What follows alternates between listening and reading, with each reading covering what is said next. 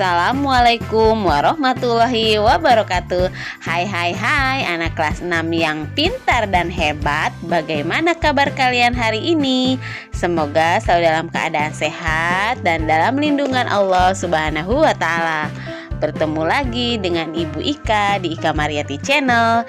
Kali ini kita akan belajar tema 2, persatuan dalam perbedaan. Subtema 1, rukun dalam perbedaan. Pembelajaran ketiga untuk siswa kelas 6 SD. Marilah anak-anak, sebelum kita memulai pembelajaran hari ini, kita berdoa terlebih dahulu agar proses belajar kita hari ini diberikan kemudahan dan kelancaran oleh Allah Subhanahu wa ta'ala. Tujuan pembelajaran kita hari ini adalah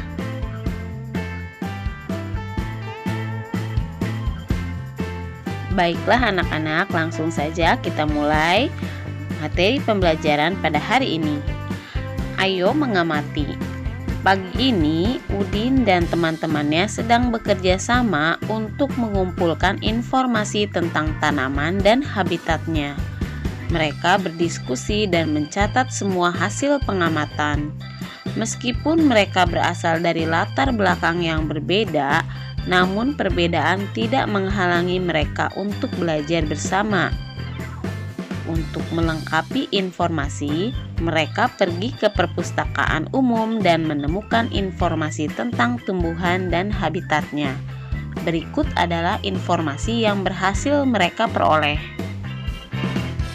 Pohon bambu mempunyai ciri khusus, yaitu mempunyai bulu-bulu halus yang tajam. Bulu yang tajam terdapat pada batang. Bulu tersebut melekat kuat dan dapat menyebabkan gatal. Tumbuhan beradaptasi untuk mempertahankan hidupnya. Adaptasi adalah ciri-ciri khusus yang dimiliki tanaman atau tumbuhan untuk hidup pada tempat atau daerah tertentu. Setiap jenis tumbuhan mempunyai habitat yang berbeda-beda. Untuk bisa bertahan hidup di habitat atau di lingkungan tempat hidupnya, tumbuhan harus bisa beradaptasi.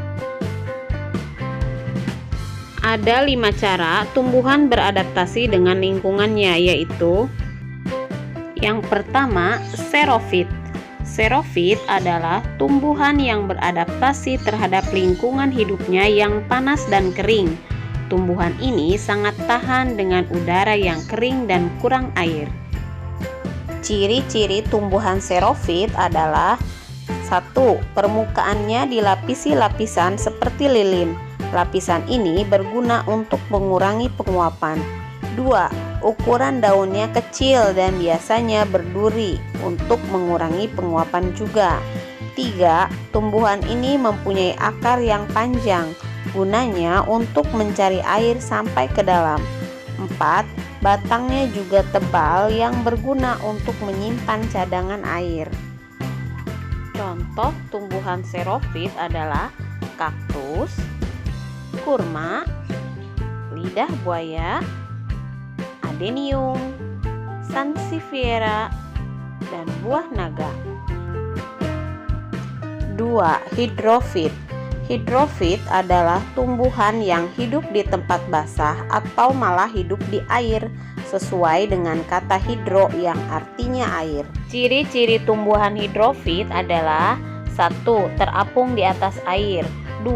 Mempunyai permukaan daun yang lebar.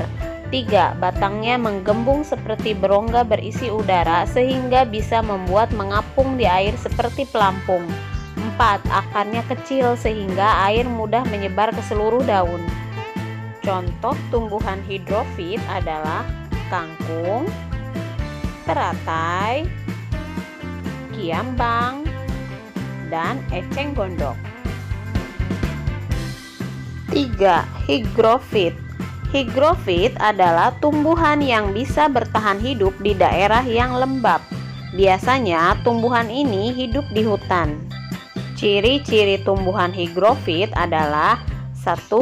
Berdaun tipis dan lebar. 2. Punya banyak stomata atau celah-celah kecil pada daun. Contoh tumbuhan hygrofit adalah tumbuhan paku, dedalu atau ganda rusa, dan lumut. 4. Halofit. Halofit adalah tumbuhan yang tahan hidup di tempat asin, seperti pantai atau laut. Tumbuhan ini tahan terhadap lingkungan dengan kadar garam yang tinggi.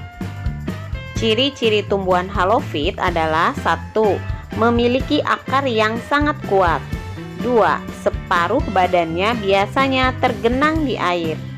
3. Akarnya ada yang tertanam di bawah air dan ada yang di permukaan air.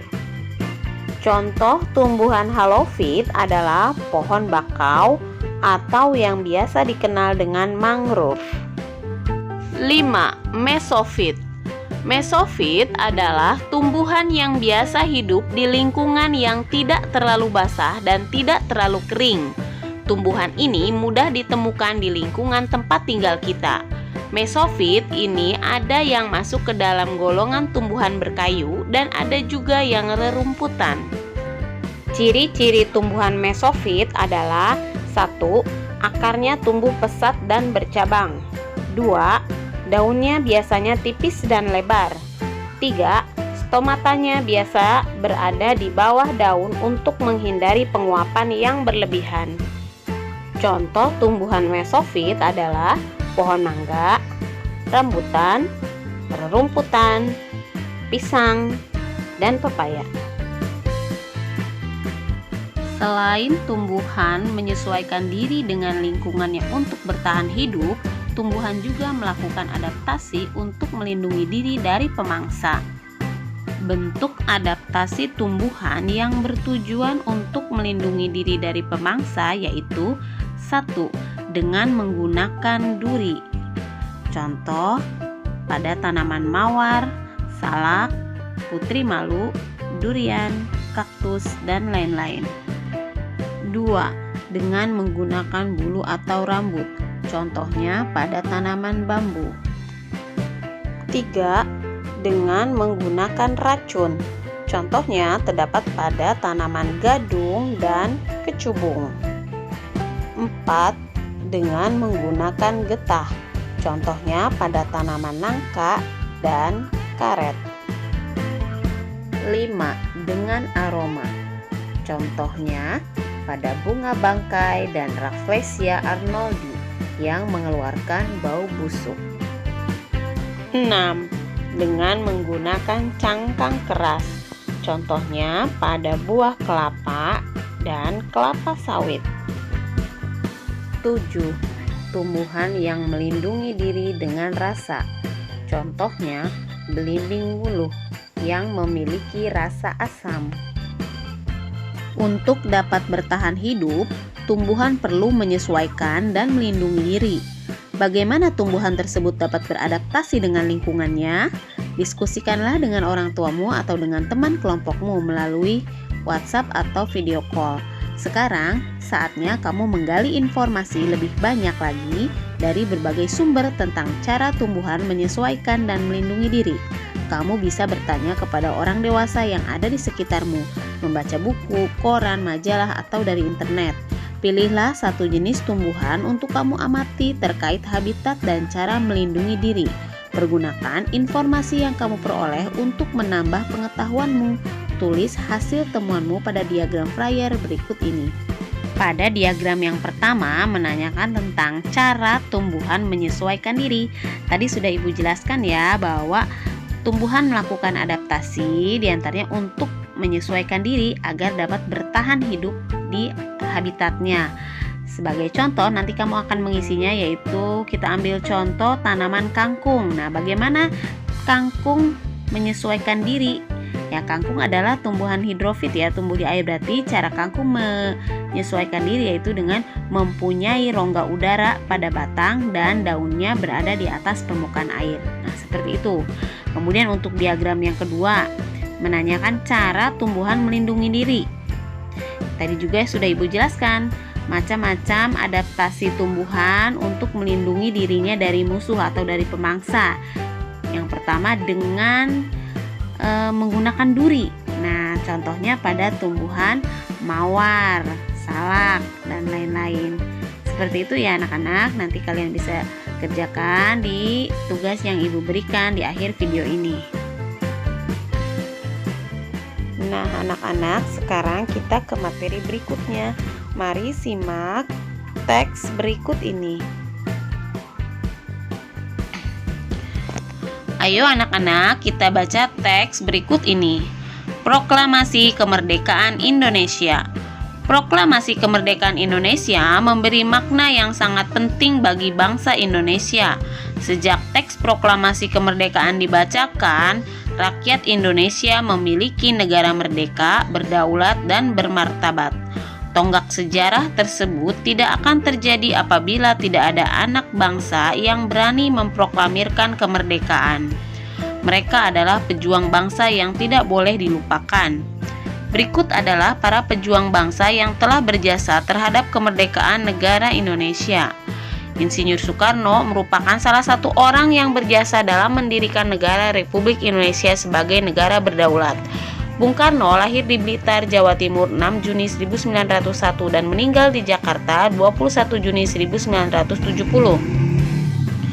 Bung Karno menyusun konsep teks proklamasi di Rumah Laksamana Tadashi Maeda bersama Bung Hatta dan Mr. Ahmad Subarjo. Ia kemudian menandatangani teks proklamasi atas nama bangsa Indonesia bersama Bung Hatta. Bung Karno membacakan teks proklamasi kemerdekaan Indonesia di kediamannya di Jalan Pegangsaan Timur nomor 56 Jakarta. Dr. Andes Haji Muhammad Hatta atau Bung Hatta lahir di Bukit Tinggi, Sumatera Barat 12 Agustus 1902. Beliau wafat di Jakarta 14 Maret 1980 pada usia 77 tahun. Bung Hatta menyusun konsep teks proklamasi bersama Bung Karno dan Mr. Ahmad Subarjo. Ia ikut menandatangani teks proklamasi atas nama bangsa Indonesia bersama Bung Karno. Muhammad Hatta adalah wakil presiden pertama Indonesia. Selain itu, beliau adalah Bapak Koperasi Indonesia. Selanjutnya adalah Ahmad Subarjo Djoyodisuryo, lahir di Karawang, Jawa Barat 23 Maret 1896 dan wafat 15 Desember 1978 pada umur 82 tahun. Beliau adalah Menteri Luar Negeri Indonesia yang pertama. Ahmad Subarjo merupakan salah seorang tokoh dari golongan tua yang berperan dalam mempersiapkan proklamasi kemerdekaan Indonesia. Ahmad Subarjo ikut menyusun konsep teks proklamasi di Rumah Laksamana Tadashi Maeda bersama Bung Karno dan Bung Hatta. Selanjutnya, Laksamana Tadashi Maeda adalah seorang perwira tinggi Angkatan Laut Kekaisaran Jepang. Beliau membantu persiapan konsep teks proklamasi kemerdekaan dengan mempersilakan rumahnya digunakan untuk kegiatan yang sangat penting. Di rumahnya berkumpul para tokoh bangsa yang berjasa besar. Walaupun beliau orang Jepang, beliau rela membantu Indonesia karena simpati terhadap rakyat Indonesia. Selanjutnya adalah Sukarni. Sukarni lahir di Blitar, Jawa Timur 14 Juli 1916. Beliau wafat di Jakarta 7 Mei 1971 pada usia 54 tahun. Nama lengkapnya adalah Sukarni Kartodiwiryo. Sukarni adalah salah seorang tokoh pemuda dan pejuang yang gigih melawan penjajah. Sukarni mengusulkan agar yang menandatangani teks proklamasi adalah Bung Karno dan Bung Hatta atas nama bangsa Indonesia. Fatmawati yang bernama asli Fatimah lahir di Bengkulu pada tahun 1923 dan meninggal dunia di Jakarta pada tahun 1980.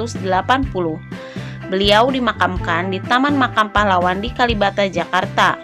Fatmawati menjahit bendera pusaka Sang Saka Merah Putih yang dikibarkan pada upacara proklamasi kemerdekaan Indonesia di Jalan Pegangsaan Timur nomor 56 Jakarta. Selanjutnya adalah teks proklamasi kemerdekaan diketik oleh Sayuti Melik. Sayuti Melik adalah tokoh pemuda yang juga sangat berperan dalam proklamasi kemerdekaan Indonesia.